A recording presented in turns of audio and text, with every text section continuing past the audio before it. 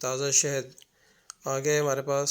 اب اس کو صاف کریں گے، پروسیس سے گزاریں گے. اس کے بعد اس کو صاف کرنے کے بعد اس کو پیک کریں گے.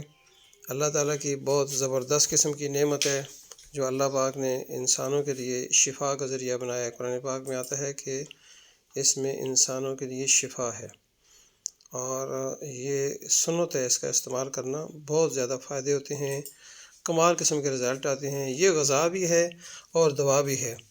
اس کو استعمال کرنے سے ایسی بیماریاں اللہ پاک ٹھیک کرتے ہیں، شفا کا ذریعہ بناتے ہیں. اسی وجہ سے ہماری جو ہربل معجون ہیں، مختلف معجون ہوتی ہیں، اس میں ہم ان کو یوز کرتے ہیں.